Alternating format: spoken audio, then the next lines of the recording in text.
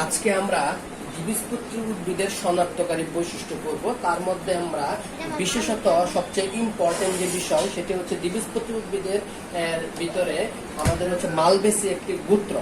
দ্বিবীজপত্রী উদ্ভিদের ভিতরে মালবেসি হচ্ছে একটি গোত্র। আমরা সেই মালবেসি উদ্ভিদের যে গোত্র আছে আমরা সাধারণত বা স্পেশালি তার বৈশিষ্ট্যটা আজকে আমরা পড়ব। তার আগে যেহেতু মালবেসি হচ্ছে দ্বিবীজপত্রী উদ্ভিদ, এই জন্য আমরা দ্বিবীজপত্রী উদ্ভিদের শনাক্তকারী বৈশিষ্ট্যটা আগে একটু জেনে আসবো।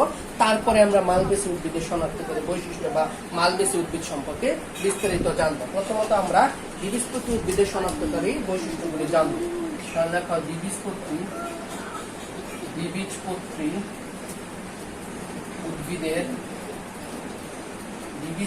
উদ্ভিদের শনাক্তকারী বৈশিষ্ট্য। দ্বিবীজপত্রী উদ্ভিদের শনাক্তকারী কি বৈশিষ্ট্যগুলো আমরা আজকে প্রথমত জানার চেষ্টা করব। তো দেখো, দ্বিবীজপত্রী শব্দটা দেখে আমরা বুঝতে পারতেছি এখানে দুইটা বীজপত্র থাকবে। কয়টা বীজপত্র থাকবে? দুটি বীজপত্র থাকবে। দ্বিবীজপত্রী উদ্ভিদ মানে হচ্ছে এখানে দুটি বীজপত্র থাকে। এবং সবচেয়ে বড় বৈশিষ্ট্য যেটা, সেটা হচ্ছে এদের মূলটা হচ্ছে প্রধান মূল, অর্থাৎ এদের প্রধান মূল বিদ্যমান। প্রধান মূল মানে কি বলতো? প্রধান মূল মানে হচ্ছে তাদের ভ্রূণমূলটা নষ্ট হয় না। তাদের ভ্রূণমূলটা নষ্ট না হয়ে সেটা কি হয়? প্রধান মূলে পরিণত হয়। তাহলে তাদের প্রধান মূল দেখা যায়। দ্বিবীজপত্রী উদ্ভিদের শনাক্তকারী বৈশিষ্ট্যের মধ্যে আছে তাদের প্রধান মূল দেখা যায়। তাদের প্রধান মূল। প্রধান মূলটা কিরকম?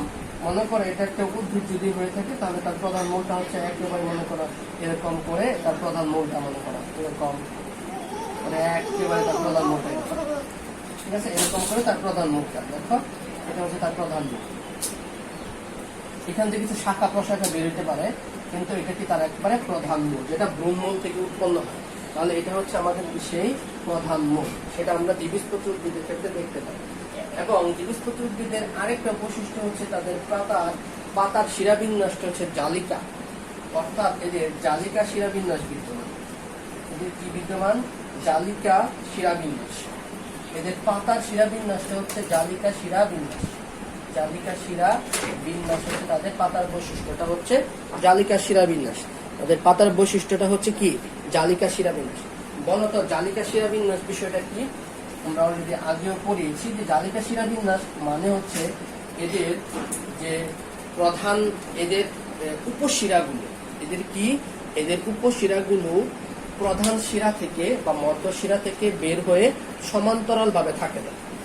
এদের উপশিরাগুলো প্রধান শিরা থেকে বা মধ্য শিরা থেকে বের হয়ে সমান্তরাল ভাবে থাকে না। তো এটা যদি একটা পাতা ধরো, তাহলে এটা মনে করো তার প্রধান শিরা যদি হয়ে থাকে, এখান থেকে উল্টাপাল্টা ভাবে বাইরে গেছে, কোন সমান্তরাল ভাবে নাই, শিরাগুলি কি সমান্তরাল ভাবে নাই, তখন তাকে বলবো আমরা জালিকা শিরাবিন্যাস। কিন্তু এই উপশিরাগুলো যদি সমান্তরাল থাকতো, একটা সাথে একটা যদি একটা নির্দিষ্ট দূরত্ব মেনটেন করে থাকতো, তাহলে আমরা তাকে সমান্তরাল শিরাবিন্যাস বলতে পারতাম। কিন্তু এখানে শিরাবিন্যাসটা কি সমান্তরাল না, শিরাবিন্যাস হচ্ছে জালিকা। কেন জালিকা? কারণ এখানকার যে উপশিরাবিন্যাস গুলো আছে সেগুলো কি সমান্তরাল ভাবে থাকে না, অর্থাৎ এলোমেলো ভাবে ছড়িয়ে ছিটিয়ে থাকে। এজন্য আমরা একে জালিকা শিরাবিন্যাস বলে থাকি। তারপরে তাদের যে পুষ্প মানে তাদের যে ফুল, সেই ফুলটা হচ্ছে টেট্রামেরাস বা পেন্টামেরাস। আমরা যদি লিখি তাদের পুষ্প হচ্ছে টেট্রামেরাস। তাদের পুষ্প হচ্ছে টেট্রামেরাস। কি মেরাস? টেট্রামেরাস। টেট্রামেরাস বা পেন্টামেরাস। টেট্রা মানে হচ্ছে 4 আর পেন্টা মানে হচ্ছে 5। পেন্টা মানে কত? 5। পেন্টামেরাস। তাহলে তাদের পুষ্প হচ্ছে টেট্রামেরাস বা পেন্টামেরাস, মানে তাদের 4টা ফুল থাকবে, অথবা তাদের কয়টা ফুল থাকবে? 5টা ফুল থাকবে। তাদের কয়টা ফুল থাকবে? 4টা ফুল থাকবে, অথবা তাদের 5টা ফুল থাকবে। ওকে, বুঝাইতে পারলাম? আচ্ছা, তাহলে এই ছিল আমাদের দ্বিবীজপত্রী উদ্ভিদের শনাক্তকারী বৈশিষ্ট্য। এখন আমরা এই দ্বিবীজপত্রীর ভিতরে একটা গোত্রের নাম হচ্ছে মালবেসি। দ্বিবীজপত্রীর ভিতরে একটা গোত্রের নাম হচ্ছে মালবেসি। আমরা এখন সেই মালবেসি উদ্ভিদের যে গোত্র, সেই গোত্রটা সম্পর্কে আমরা এখন জানার চেষ্টা করি। আচ্ছা, সেটা কি? দেখো, আমাদের যে মালবেসি পুত্র, তার যে কাণ্ড, মালবেসি আমরা যদি জানি, আগে প্রথমে লিখি আমরা মালবেসি পুত্র, মালবেসি মালবেসি পুত্র, MAL, মালবেসি, এই মালবেসি পুত্র। এই মালবেসি পুত্রটা কিরকম যদি আমরা একটু বলি, তার মালবেসি গোত্রটা কিরকম? মালবেসি যেহেতু একটা গোত্র, তাহলে তার কিছু উদ্ভিদ আছে অবশ্যই। তার উদ্ভিদের কাণ্ডগুলি কিরকম যদি আমরা প্রথমত জানি, তার কাণ্ডের বৈশিষ্ট্য যদি আমরা জানি, তার কাণ্ডটা হচ্ছে কাষ্ঠল। কাষ্ঠল মানে কি? অল্প একটু কাঠ আছে তার কাণ্ডের মধ্যে, কি অল্প অল্প করে একটু কাঠ থাকে, যেটা কিন্তু ফুয়াসি গোত্রের মধ্যে ছিল না। তাহলে আমরা বলতে পারি কাণ্ড হচ্ছে কাষ্ঠল। কাণ্ড কি? কাষ্ঠল। তারপরে কি? তাদের কাণ্ডের মধ্যে শাখা আছে। কাণ্ডের মধ্যে কি আছে? শাখা আছে। কিন্তু ফুয়াসি গোত্র যখন আমরা পড়েছিলাম, তখন কিন্তু তাদের কাণ্ডের মধ্যে কোনো শাখা পাই না। যখন আমরা ফুয়াসি গোত্র পড়েছিলাম, তখন তার কাণ্ডের মধ্যে কোনো শাখা ছিল না। ঠিক আছে, দেখো তার কাণ্ডটা হচ্ছে এরকম, যেটা আমি দেখাই। কাণ্ডটা কি? কাষ্ঠল, মানে একটু কাঠ আছে, অল্প একটু কাঠ। যেমন আমরা যদি বলি জবার ক্ষেত্রে দেখবে কাণ্ডের মধ্যে অল্প একটু কাঠ আছে, এবং কাণ্ড থেকে কি বের হয়? শাখা বের হয়, শাখাগুলি বের হয়। এই শাখাগুলো হচ্ছে কি? অল্প অল্প করে কাষ্ঠল অংশ থাকে। ঠিক আছে, এই আর এখন তাদের যে কাণ্ড বা শাখা, এই শাখাগুলো যখন কচি অবস্থায় থাকে, কি বলছি? তাদের যে কাণ্ড বা শাখা, এটা যখন কচি অবস্থায় থাকে, তখন এখানে তোমার রোম থাকে। এখানে কি থাকে? তোমার রোম থাকে, অর্থাৎ এখানে লোমশ, মানে হালকা হালকা একটু লোমের মতন বা রোমশ একটা আবরণ থাকে। তাহলে আমরা বলতে পারি রোম থাকে।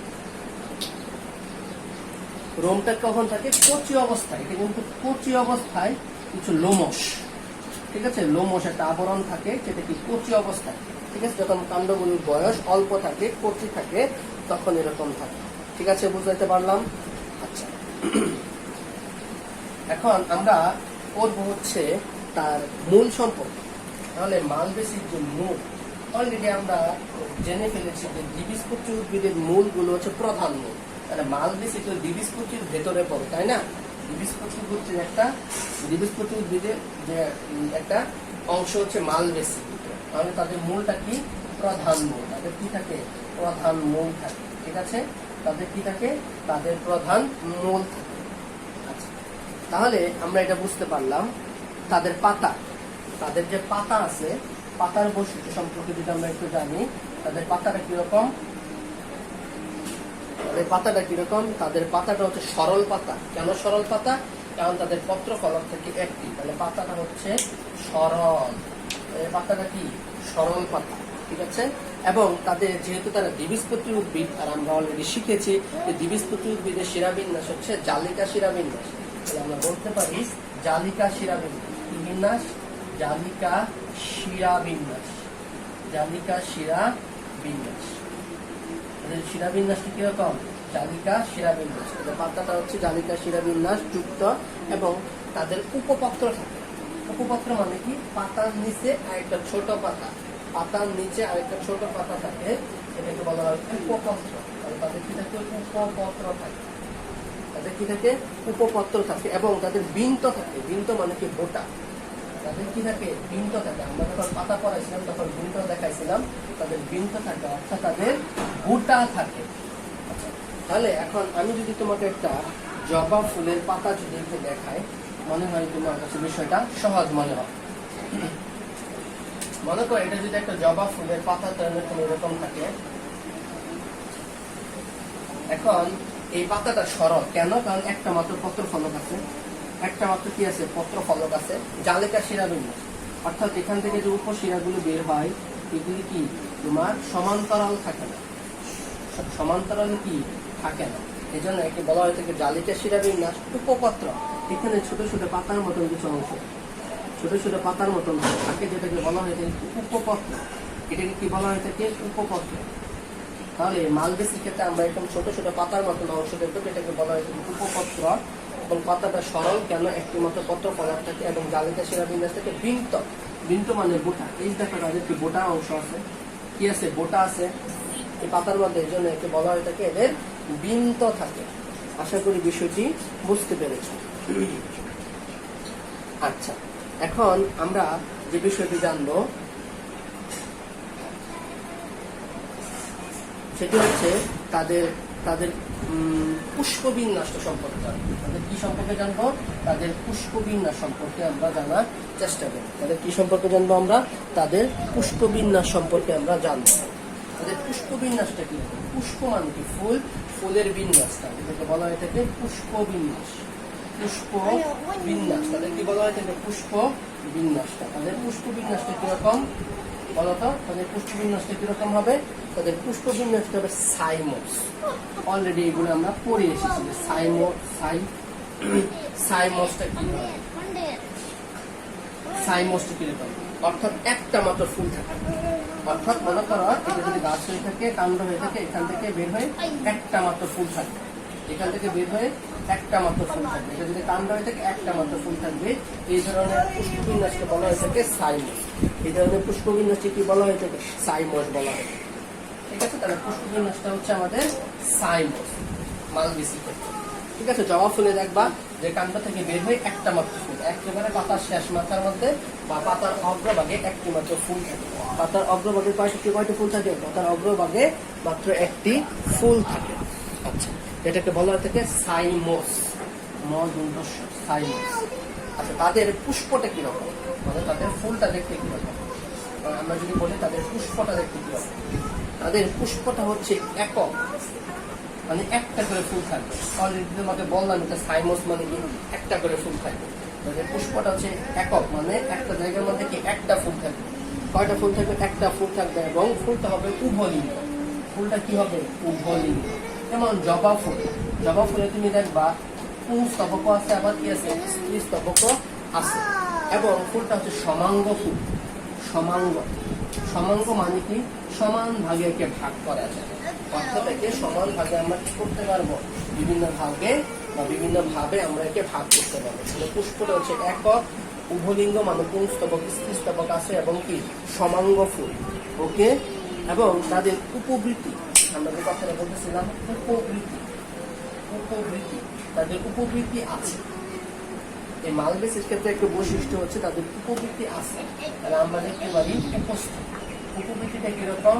উপবৃত্তিটা হচ্ছে উপস্থিত। আচ্ছা, তাহলে তাদের বৃত্তিটা কিরকম? আমরা যদি বলি তাদের বৃত্তিটা কিরকম? তাদের বৃত্তিটা কিরকম? তাদের বৃত্তিটা হচ্ছে তোমার 5টা বৃত্তি থাকে। কয়টা বৃত্তি থাকে? 5টা বৃত্তি থাকে। 5টি বৃত্তি থাকে। আচ্ছা, বৃত্তির প্রত্যেকটা অংশকে কি বলা হয়? বৃত্তাশয় বলা হয়। বৃত্তির প্রত্যেকটা অংশকে বলা হয়ে থাকে বৃত্তাশয়। বৃত্তির প্রত্যেকটা অংশকে কি বলা হয়ে থাকে? বৃত্তির প্রত্যেকটা অংশকে কি বলা হয়ে থাকে? বৃত্তাশয় বলা হয়ে থাকে। তাহলে আমরা বলতে পারি 5টি বৃত্তাশয় আছে। 5টি কি আছে? বৃত্তাশয় আছে। ঠিক আছে, এবং প্রান্তস্পর্শী। প্রান্তস্পর্শী মানে কি? বালভেট। প্রান্তস্পর্শী মানে কি? বালভেট। তুমি বিষয়টা আবার জানো যে প্রান্তের দিকে যদি জোড়া লাগানো থাকে বৃত্তিগুলি, তখন তাকে বালভেট বলা হয়। তাহলে প্রান্তস্পর্শী আমরা বলতে পারি। প্রান্তস্পর্শী মানে কি? একটা প্রান্ত আরেকটা প্রান্তের সাথে সংযুক্ত থাকে বা স্পর্শ করে থাকে। এই জন্য একে বলা হয় থাকে কি? প্রান্তস্পর্শী। প্রান্তস্পর্শী মানে প্রান্তগুলি স্পর্শভাবে থাকে। ঠিক আছে, তাহলে আমরা এই বিষয়গুলো বুঝতে পারবো। তারপরে আমরা করব দলমণ্ডল। দলমণ্ডল মানে কি? পাপড়ি সমাবেশ। অনেকগুলো পাপড়ি যখন একসাথে থাকে তখন তাকে কি বলা হয়ে থাকে? অনেকগুলো পাপড়ি যখন একসাথে থাকে তখন তাকে বলা হয়ে থাকে দলমণ্ডল। কি বলা হয়ে থাকে? দলমণ্ডল। দলমণ্ডল। তাহলে তার যে দলমণ্ডলটা আছে সেই দলমণ্ডলে 5টি পাপড়ি থাকে। দলমণ্ডলে কয়টি পাপড়ি থাকে? 5টি পাপড়ি থাকে। 5টি পাপড়ি থাকে। দলমণ্ডল মানে তো পাপড়ি, তাই না? অনেকগুলো পাপড়ি যখন একসাথে থাকে তখন তাকে দলমণ্ডল বলা হয়। তাহলে তার 5টি কি থাকে? 5টি পাপড়ি থাকে। তাহলে তার কয়টা পাপড়ি থাকে? তার 5টি পাপড়ি থাকে। এবং এই পাপড়িগুলি কিভাবে সাজানো থাকে? টুইস্টেড ভাবে। পাপড়িগুলি কিভাবে সাজানো থাকে? পাপড়িগুলি থাকে টুইস্টেড ভাবে সাজানো থাকে, অর্থাৎ পেঁচানো অবস্থায় থাকে। একটার সাথে একটা পেঁচানো অবস্থায়। গতদিন যখন তোমাকে আমি এক্সপ্লেনেশন করিয়েছিলাম তোমাদেরকে, তখন কিন্তু বলছিলাম যে মানে টুইস্টেড মানে হচ্ছে পাপড়িগুলি একটার সাথে আরেকটা কি থাকবে, পেঁচানো থাকবে। পাপড়িগুলি একটার সাথে আরেকটা কি থাকবে, পেঁচানো থাকবে। একটার সাথে আরেকটা কি থাকবে, পেঁচানো থাকবে। একে বলা হয় টুইস্টেড। একে কি বলা হয় থাকে, একে বলা হয় থাকে টুইস্টেড।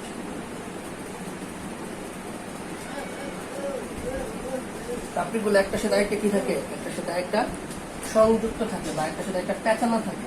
এই অবস্থাকে বলা হয় থাকে টুইস্টেড অবস্থা। ঠিক আছে, কি বলা থেকে টুইস্টেড অবস্থায় বলা হয়ে থাকে। আচ্ছা, আর এখন আমরা দল্প পড়লাম, উপবৃত্তি, বৃত্তি এগুলো সম্পর্কে জানতে পারছি। এখন আমরা পড়বো হচ্ছে পুংস্তবক। এখন আমরা পড়বো পুংস্তবক সম্পর্কে। দেখো পুংস্তবক,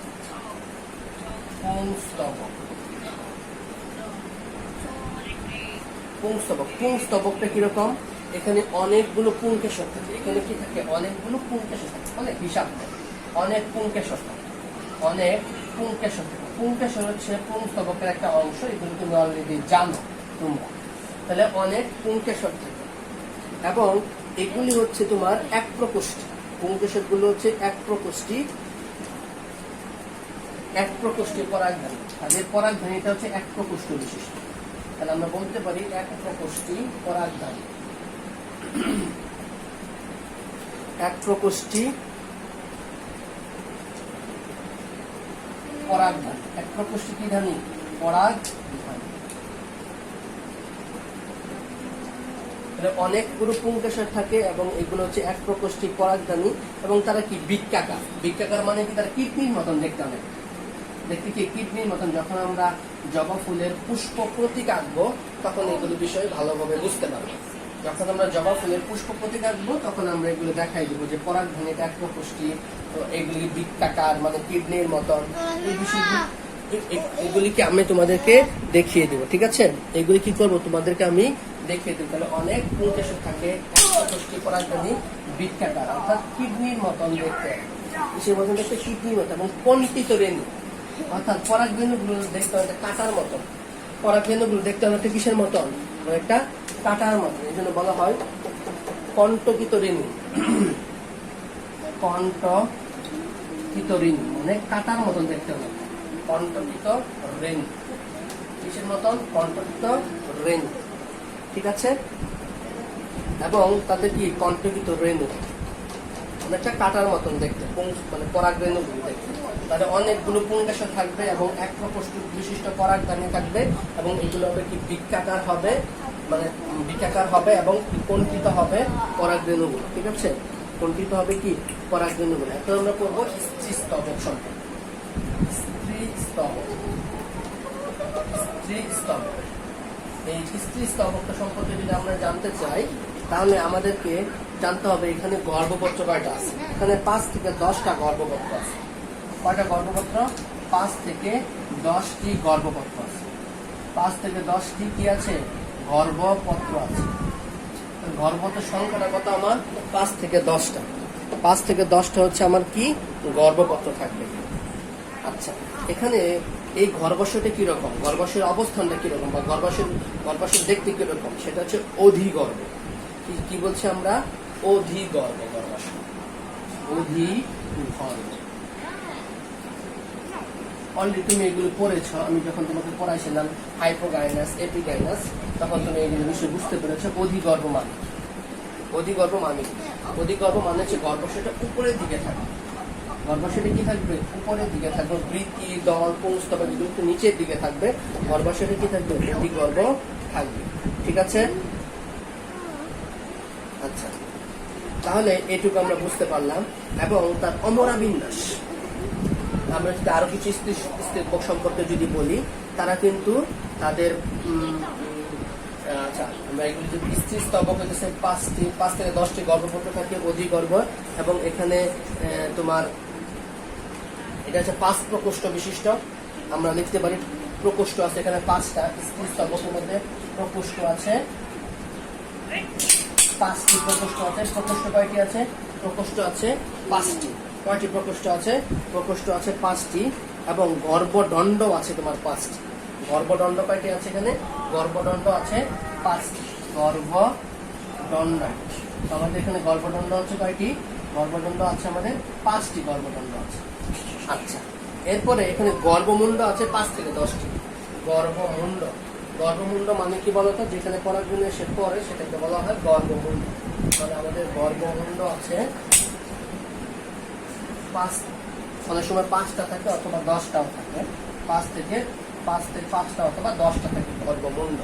তাহলে স্ত্রীস্তবকের 5 থেকে 10টি গর্ভপুত্র। এই গর্ভাশয়টা কি অধিগর্ভ, গর্ভাশয়টা হচ্ছে কি অধিগর্ভ, এবং প্রকোষ্ঠ হইতেছে তোমার 5টা। স্ত্রীস্তবকের প্রকোষ্ঠ হইতেছে তোমার 5টা, মানে গর্ভাশয় হচ্ছে তোমার 5 প্রকোষ্ঠ বিশিষ্ট আমরা বলতে পারি। গর্ভাশয় হচ্ছে 5 প্রকোষ্ঠ বিশিষ্ট বলি। অধিগর্ভ গর্ভাশয়, অধিগর্ভ গর্ভাশয়, এবং এটি 5 প্রকোষ্ঠ বিশিষ্ট। গর্ভাশয়টা কিন্তু 5 প্রকোষ্ঠ বিশিষ্ট, ঠিক আছে? গর্ভাশয় হচ্ছে 5 প্রকোষ্ঠ বিশিষ্ট, গর্ভদণ্ড 5টি, গর্ভমুণ্ড 5টা অথবা 10টা। এখন আমরা তার অমরা বিন্যাসটা আমরা এখন কি করব? তার অমরা বিন্যাসটা করব। আমরা এখন তার কি করব? অমরা বিন্যাসটা করব। অমরা বিন্যাসটা কি? দেখো তার অমরা বিন্যাস, স্ত্রীস্তবক সম্পর্কে আমরা জানলাম। এখন দেখবো আমরা তার অমরা বিন্যাস। অমরা বিন্যাস, অমরা বিন্যাস মানে কি? অর্থাৎ তার যে ডিম্বক যে ধারণ করে যে টিস্যু, সেটা হচ্ছে তার অমরা, তাই না? ডিম্বকে ধারণ করে যে টিস্যু বা টিস্যু গুচ্ছ, তাকে বলা হয় থেকে অমরা। তাই বিভিন্ন উদ্ভিদের ক্ষেত্রে বা বিভিন্ন গুচ্ছের ক্ষেত্রে অমরা বিন্যাসটা বিভিন্ন রকম হয়। বিভিন্ন গুচ্ছের ক্ষেত্রে বা বিভিন্ন উদ্ভিদের ক্ষেত্রে অমরা বিন্যাসটা বিভিন্ন রকম হয়। কিন্তু এই মালবেসির ক্ষেত্রে অমরা বিন্যাসটা হয় অক্ষীয়। মালবেসির ক্ষেত্রে অমরা বিন্যাসটা কিরকম হয়? অক্ষীয়, মানে অক্ষ বরাবর অবস্থান করে।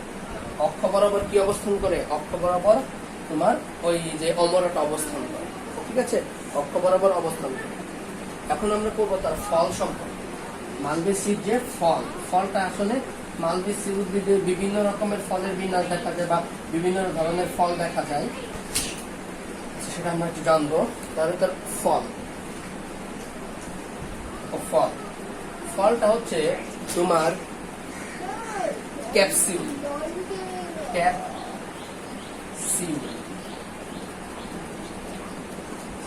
বেরি, ক্যাপসিউল, বেরি, সাইজোকার্প। তোমাদের একটা প্রশ্ন সবার মাথায় আসতে পারে, তাহলে কি একটা উদ্ভিদে 3 রকমের ফল দেখা যাবে? একটা উদ্ভিদে কি 3 রকমের ফল দেখা যাবে? না ভাই, একটা উদ্ভিদে 3 রকমের ফল দেখা যাবে। অর্থাৎ বিভিন্ন উদ্ভিদে বিভিন্ন রকমের ফল। মনে করো কিছু উদ্ভিদে ফল হবে ক্যাপসিউল, কিছু উদ্ভিদের ফল হবে বেরি, কিছু উদ্ভিদের ফল হবে সাইজোকার্প, তাই না? মনে কর কিছু উদ্ভিদে যে ক্যাপসুল রকমের ফল হবে। অর্থাৎ ক্যাপসুল মানে কি? ক্যাপসুল মানে হচ্ছে মানে ফলের মানে উপরের অংশ থেকে ফলটা ফাটা শুরু করবে, উপরের অংশ থেকে ফলটা বিদীর্ণ বা ফাটতে শুরু করবে। এটা ক্যাপসুলের বেরি, ভিতরে অনেকগুলো বীজ থাকবে। সাইজোকাস, এগুলো তোমাদেরকে আমি পড়িয়েছি। তাহলে বিভিন্ন উদ্ভিদে বিভিন্ন রকমের, মালবেসির বিভিন্ন উদ্ভিদে বিভিন্ন রকমের ফল দেখা যায়। যেমন কিছু উদ্ভিদে ক্যাপসুল, কিছু উদ্ভিদে বেরি, কিছু উদ্ভিদে সাইজোকাস, ঠিক আছে? আচ্ছা, এখন আমরা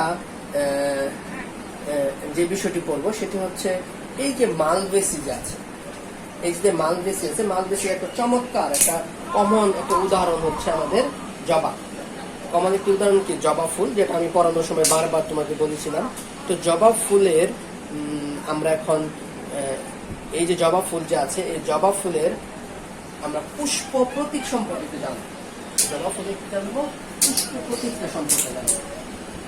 জবার পুষ্প প্রতীক, পুষ্প প্রতীকের মাধ্যমে আমরা সহজে বুঝতে পারি যে ফুলের কয়টা গর্ভাশয় আছে, বা গর্ভাশয়টা কিরকম, পুংস্তবকগুলো কিরকম, উপবৃত্তি কয়টা, বৃত্তি কয়টা, দল কয়টা, এগুলো জানতে পারি। তাহলে এখন আমরা জানবো জবার, তোমাদের সিলেবাস এবং তোমাদের বইয়ে জবার পুষ্প প্রতীকটা দেওয়া আছে এবং পুষ্প সংকেতটা দেওয়া আছে। প্রথমে আমরা জবার পুষ্প প্রতীকটা সম্পর্কে জানবো। জবার পুষ্প প্রতীক, জবার কি জানবো আমরা? পুষ্প প্রতীক সম্পর্কে জানবো। আচ্ছা, জবার পুষ্প প্রতীকটা কিরকম? জবার কি বলবো? পুষ্প সংকেত। জবার পুষ্প সংকেত সম্পর্কে প্রথমে আমরা জানবো। এই যে দেখো জবা, জবা হচ্ছে একটা বহুপুটি সমস্যা। বলছি আমরা জবা হচ্ছে একটা বহু প্রতিসম ফুল, অর্থাৎ চাইলে আমরা তাকে বিভিন্নভাবে কি করতে পারি, ভাঙতে পারি, বিভিন্নভাবে কি করতে পারি, আমরা তাকে ভাগ করতে পারি, এই জন্য বহু প্রতিসম। এই চিহ্নের মাধ্যমে আমরা বহু প্রতিসম বোঝাই। তারপর জবাটা কি ফুল, একটা উভলিঙ্গ ফুল, অর্থাৎ এখানে পুংস্তবক আছে আবার স্ত্রী স্তবক আছে, এই জন্য উভলিঙ্গ ফুল। এবং তার উপবৃত্তি হচ্ছে 5টা। জবা ফুলের উপবৃত্তি থাকে 5টা, উপবৃত্তি থাকে 5টা। উবি মানে উপবৃত্তি থাকে 5টা, যেটা থেকে মুক্ত। এই জন্য কিন্তু আমরা ব্র্যাকেট দেই না, ব্র্যাকেট দিলে কি যুক্ত, ব্র্যাকেট না দিলে মুক্ত, উপবৃত্তি কি মুক্ত। আর বৃত্তি হচ্ছে, জবাতে বৃত্তি হচ্ছে 5টা, এটাকে আমরা বৃত্তি হচ্ছে 5টা। এই 5টা হচ্ছে কি যুক্ত অবস্থায় থাকে, একটা একটার সাথে যুক্ত অবস্থায় থাকে। এবং এখানে দল হচ্ছে 5টা, দল হচ্ছে কয়টা, 5টা। এই 5টা কিন্তু আমাদের মুক্ত। আমরা কি পড়ছিলাম, আমাদের মালবেসের ক্ষেত্রে দলগুলো কিভাবে থাকে, টুইস্টেড ভাবে থাকে, পেঁচানো থাকে। কিভাবে থাকে, টুইস্টেড ভাবে থাকে, অর্থাৎ কিভাবে থাকে, পেঁচানো অবস্থায় থাকে। দলগুলো কিভাবে থাকে, দলগুলো থাকে হচ্ছে পেঁচানো অবস্থায় থাকে, এই জন্য কিন্তু মুক্ত। এরপরে পুংকেশর বা পুংস্তবক, বা আমাদের যে পুংস্তবক আছে এর ভিতরে যে পুংকেশর আছে, সেই পুংকেশরটা হচ্ছে আমরা যদি বলি পুংকেশর, পুং দ্বারা আমরা পুংকেশর বোঝাচ্ছি। পুংকেশর হচ্ছে অসংখ্য পুংকেশর থাকে, এই জন্য আমরা ইনফিনিটি চিহ্ন দিয়েছি। কি চিহ্ন দিয়েছি, ইনফিনিটি চিহ্ন দিয়েছি। এবং পুংকেশর গুলো কি একটার সাথে আরেকটা সংযুক্ত অবস্থা থাকবে, পুংকেশর গুলো একটার সাথে আরেকটা সংযুক্ত অবস্থা থাকবে। এবং গর্ভাশয়টা হচ্ছে কি গর্ভ, গর্ভাশয়টা কি গর্ভ, গর্ভাশয়টা হচ্ছে আমাদের অধিগর্ভ। গর্ভাশয়টা কি গর্ভ, আমাদের অধিগর্ভ গর্ভাশয়। গর্ভাশয়টা কি আমাদের অধিগর্ভ, ঠিক আছে। মানে আমাদের গর্ভাশয়টা উপরের দিকে থাকবে, গর্ভাশয়টা আমাদের কি থাকবে, গর্ভাশয়টা আমাদের উপরের দিকে থাকবে, ঠিক আছে। গর্ভাশয়টা কি থাকবে, আমাদের উপরের দিকে থাকবে। গর্ভাশয়টা হচ্ছে আমাদের অধিগর্ভ, যেটা উপরের দিকে থাকবে। এখানে গর্ভাশয় কি 5 প্রকোষ্ঠ বিশিষ্ট, যেহেতু অধিগর্ভ এই জন্য আমরা নিচে টান দিলাম একটা, আর এটা কি 5 প্রকোষ্ঠ বিশিষ্ট, এই জন্য আমরা এখানে 5 লিখে ব্র্যাকেট দিয়ে দিলাম, 5 প্রকোষ্ঠ বিশিষ্ট। আচ্ছা, এগুলি কি, এগুলি কিন্তু তোমার এই যে দল, পুংস্তবক, গর্ভাশয়, এগুলি কিন্তু সংযুক্ত অবস্থায় থাকে। এগুলি কি একটা আরেকটাতে সংযুক্ত অবস্থায় থাকে, এই জন্য আমরা উপরে একটা দাগ দিয়ে দিলাম। দাগ দিয়ে আমরা বোঝাচ্ছি যে, আমরা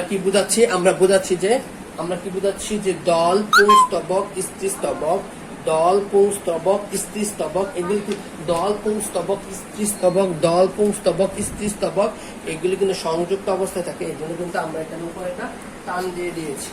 ওকে, এখন তাহলে আমরা বুঝতে পারছি জবা হচ্ছে একটা বহু প্রতিসম ফুল, উভলিঙ্গ ফুল, উপবৃত্তি থাকে 5টা, বৃত্তি থাকে 5টা, সংযুক্ত দল থাকে 5টা, মুক্ত। পুংকেশর থাকে অসংখ্য, গর্ভাশয় হচ্ছে অধিগর্ভ, 5 প্রকোষ্ঠ বিশিষ্ট। তারা কি যুক্ত, এবং দল, পুংস্তবক, গর্ভাশয় এগুলো কি থাকে, সংযুক্ত থাকে, ঠিক আছে। কিভাবে থাকে, তারা সংযুক্ত থাকে। কিভাবে তারা সংযুক্ত থাকে, তারা সংযুক্ত থাকে। আচ্ছা, এখন আমরা যে বিষয়টি পড়ব সেটি হচ্ছে জবা ফুল যে আমাদের আছে, সেই জবা ফুলের আমরা কি করব, জবা ফুলের পুষ্প প্রতীক করব। জবা ফুলের কি করব, জবা ফুলের পুষ্প প্রতীক করব।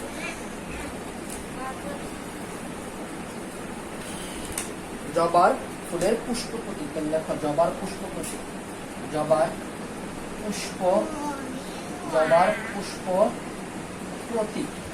আচ্ছা, পুষ্প প্রতীক বিষয়টা, পুষ্প প্রতীক বিষয়টা হচ্ছে, অর্থাৎ আমরা কিছু চিহ্নের মাধ্যমে আমরা ওই ফুলের বিন্যাসটাকে দেখাবো, অর্থাৎ কিভাবে থাকে, দলগুলি কিভাবে সংযুক্ত থাকে, বা দলের ছবি এঁকে, বৃত্তিগুলো কিভাবে থাকে, পুংকেশরগুলি কিভাবে থাকে, গর্ভাশয়গুলি কিভাবে থাকে, অর্থাৎ আমরা চিত্রের মাধ্যমে সেটা বোঝাবো। আচ্ছা, চিত্রের মাধ্যমে আমরা কি করবো, সেটা বোঝাবো। ওকে, আচ্ছা, তাহলে আমরা এখন আমরা কি করব, আমরা যেহেতু আমরা অলরেডি শিখেছি যে এখানে 5টা উপবৃত্তি থাকে, এগুলো মুক্ত থাকে, তাহলে আমরা 5টা উপবৃত্তি আঁকতেছি, 1টা, 2টা, 3টা, 4টা, 5টা। এই আমরা কি করলাম, 5টা উপবৃত্তি অঙ্কন করলাম।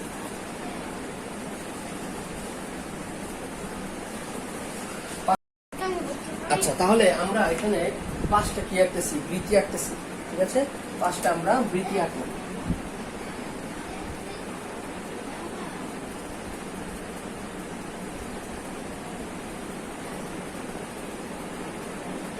পাঁচটা কি আঁকলাম আমরা? বৃত্তি অঙ্কন করলাম, ঠিক আছে। 5টা বৃত্তি আমরা অঙ্কন করলাম।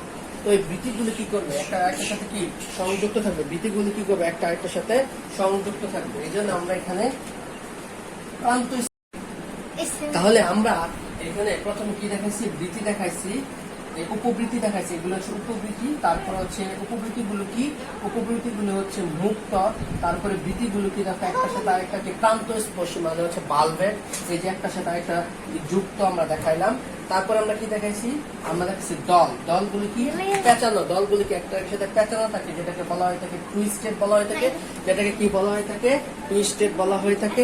তারপরে এখানে কি থাকে? আমাদের পুংস্তবক থাকে। পুংস্তবকের উপরে অনেকগুলো পুংকেশর থাকে, অসংখ্য পুংকেশর। তো আমাদের এগুলো হচ্ছে এক একটা পুংকেশর, এগুলো হচ্ছে এক একটা পুংকেশর। তো পুংস্তবকের সাথে এই দলগুলো যুক্ত থাকে। দেখো প্রত্যেকটা দল হচ্ছে এই পুংস্তবকের সাথে, প্রত্যেকটা দল হচ্ছে এই পুংস্তবকের সাথে সংযুক্ত থাকে, ঠিক আছে। এই যে প্রত্যেকটা দল এই পুংস্তবকের সাথে সংযুক্ত আছে। তার ভেতরে কি থাকে? আমাদের স্ত্রীস্তবক থাকে। তাহলে আমরা বলতে পারি যে ভেতরের অংশটা হচ্ছে আমাদের স্ত্রীস্তবক।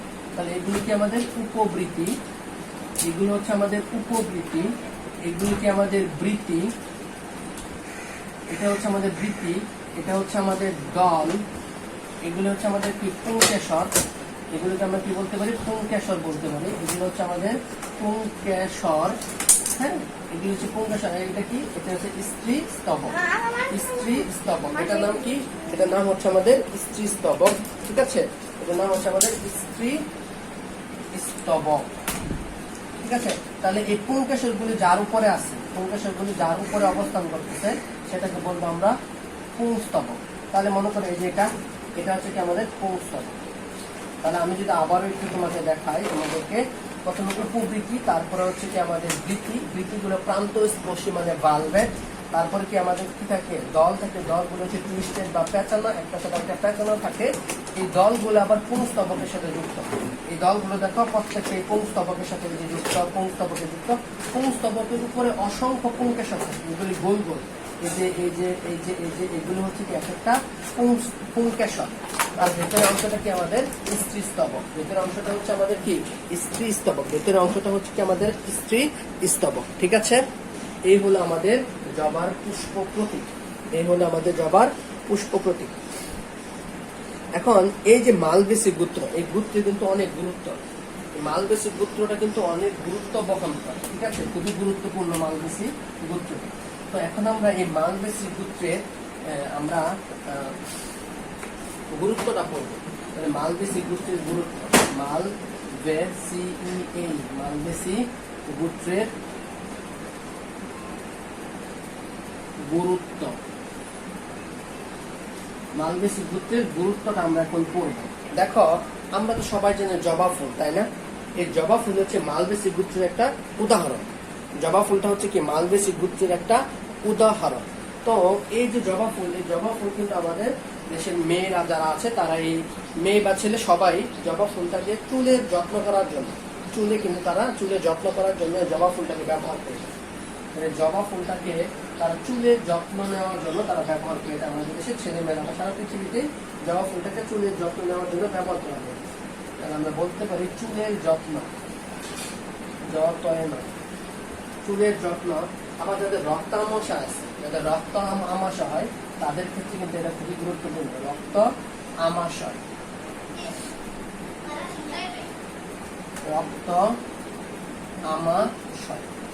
রক্ত আমাশয় থাকলে এই জবাটা একটি গুরুত্বপূর্ণ কাজ করে। এবং অশ্বরূপ, তাদের যদি পাইলসের সমস্যা থাকে, কারো যদি পাইলসের প্রবলেম থাকে, তাহলে পাইলসের প্রবলেম থাকলে আমাদের এই জবা সেটা কিন্তু গুরুত্বপূর্ণ কাজ করে। আমাশয় ও অশ্বরোগের সমস্যা, পাইলসের প্রবলেম থাকলে তারা আমাদের এই জবাটা খুবই কি করে? সাহায্য করে, খুবই উপকারী। এবং আমাদের দেশে যারা হিন্দু সম্প্রদায়ের যারা আছে, যারা হিন্দু ধর্মাবলী আছেন, হিন্দু ধর্মের, তারা এই জবা ফুলটাকে পূজা করার জন্য বা পূজা করে থাকে জবা ফুলের মাধ্যমে। তারা সৃষ্টিকর্তার উদ্দেশ্যে তারা পূজা নিবেদন করে এই জবা ফুলের মাধ্যমে। সৃষ্টিকর্তার উদ্দেশ্যে, তাদের ভগবানদের উদ্দেশ্যে ভগবানের উদ্দেশ্যে তারা কি করে, জবা ফুলটাকে জবা ফুলের মাধ্যমে তারা পুজো অর্পণ করে দেয়। তাহলে আমরা বলতে পারি পুজো, আমরা কি বলে থাকি, পুজো।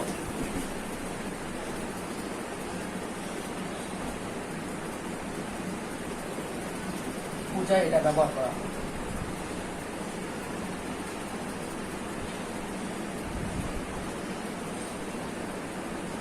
আচ্ছা, তারপরে হচ্ছে তোমার আমরা যে ঢেঁড়স খাই, এই ঢেঁড়সটা কিন্তু মালবেসি গোত্রের। এই ঢেঁড়সটা কোন গোত্রের? ঢেঁড়সটা হচ্ছে কিন্তু মালবেসি গোত্রের, ঠিক আছে। এই যে এটা কিন্তু সবজি হিসেবে আমরা খাই, তাহলে আমরা বলতে পারি সবজি হিসেবে কিন্তু ঢেঁড়সের একটা গুরুত্ব আছে। সবজি হিসেবে কি ঢেঁড়সের একটা কিন্তু গুরুত্ব আছে, খুবই জনপ্রিয় একটা সবজি হিসেবে কিন্তু ঢেঁড়সটা আমাদের দেশে ব্যবহৃত হয়। তাহলে সবজি হিসেবে আমরা বলতে পারি সবজি হিসেবে। এবং এটা কিন্তু অনেক ভেষজ গুণ আছে। এটা কি আছে? অনেক ভেষজ গুণ আছে, মানে অনেক ঔষধি গুণ আছে। যেমন যারা ডায়াবেটিস রোগী আছে, ডায়াবেটিসের তাদের ক্ষেত্রে এটা গুরুত্বপূর্ণ ভূমিকা পালন করে। ভেষজ উপাদান, ঢেঁড়সের ভিতরে কি আছে?